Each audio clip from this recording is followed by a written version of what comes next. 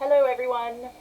So I'm going to take a few minutes in this video to explain what you need to do to complete Week 8 Assignment 1 on Thesis Statements and Intros.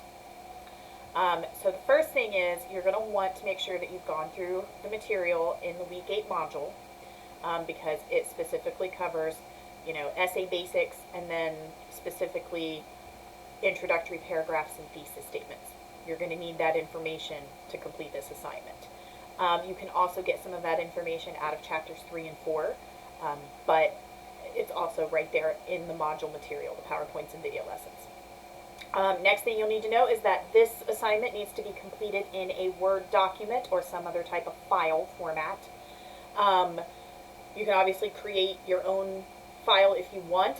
You can copy and paste everything from the assignment instructions, but there is also a Word document attached to the instructions that you can use as your template, download it, fill it out, save it, upload it. All right. So again, we're covering thesis statements and introductory paragraphs in this assignment, and there are 3 parts to the assignment. Part 1 is on effective versus ineffective thesis statements. So you're going to see 5 pairs of thesis statements in part 1. In each pair, there is one thesis statement that is pretty darn good, pretty effective, and one thesis statement that's not so effective. It's either too broad, maybe it's not debatable, maybe it just states a fact, but whatever the case may be, it's just not as strong. So your job is to go through each pair and identify the one that you think is the most effective out of the 2. You can underline it, highlight it, whatever's easiest for you to mark, but just in each pair, tell me, is it A or B that is the most effective thesis statement?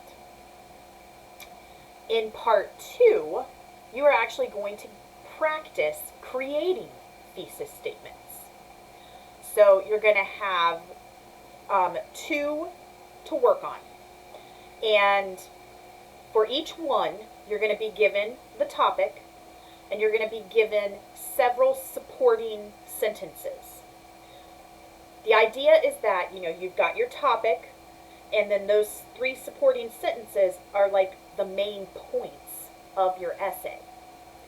So your job is to take the topic and the main ideas from the 3 supporting sentences and combine them to create one single thesis statement, one single sentence.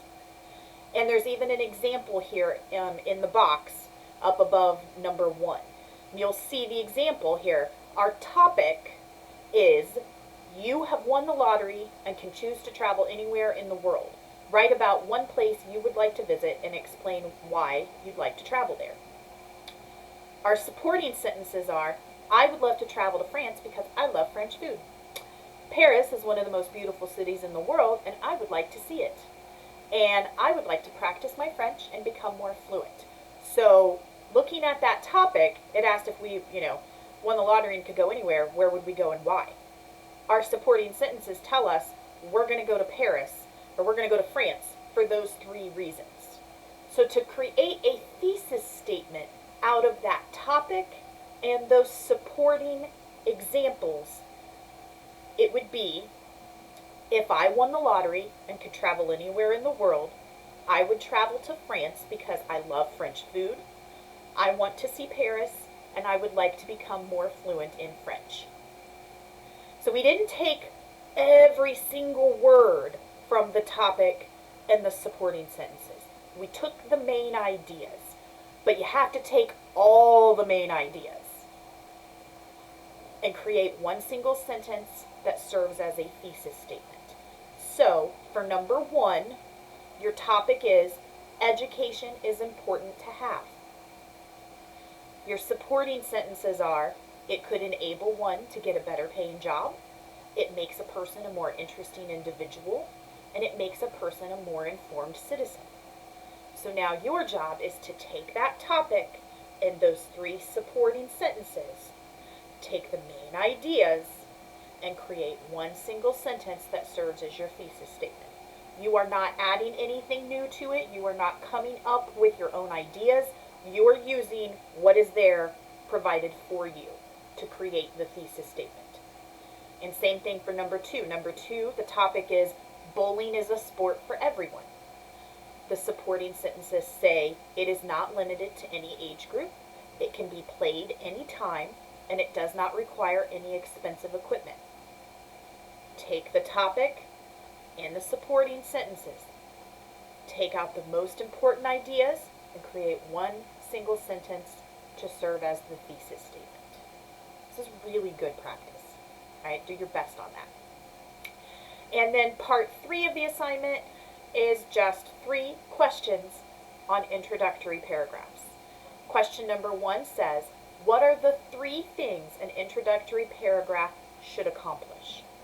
And then type your answers below. Question 2, in the spaces provided below, lists 3 types of introductory attention-grabbing techniques discussed in the introductory paragraphs lesson. There were a lot more than 3 discussed in that lesson. You're just only going to choose 3, right? And again, we're talking about those methods of starting an introductory paragraph and grabbing the reader's attention, right? And then number 3, where does the thesis statement typically appear in the introductory paragraph? The beginning or first sentence, in the middle of the introductory paragraph, or at the end as the last sentence of the introductory paragraph, right? Okay. All right, so again, it's going to be uploaded as a file submission. If you're able to, use the file that I've attached to the instructions to help you out. If you have any questions about the assignment itself, the first thing I would encourage you to do is make sure that you have gone through the lessons in the Week 8 module. Maybe taken a look at chapters 3 and 4 if you're still a little unsure. And then if you still have questions, if you're still really confused about any of the 3 parts of this assignment, reach out to me. I want to make sure that everyone fully understands these concepts. You're going to get feedback from me on this assignment, and I'm going to tell you very clearly if you struggled to identify the best thesis statement in part 1.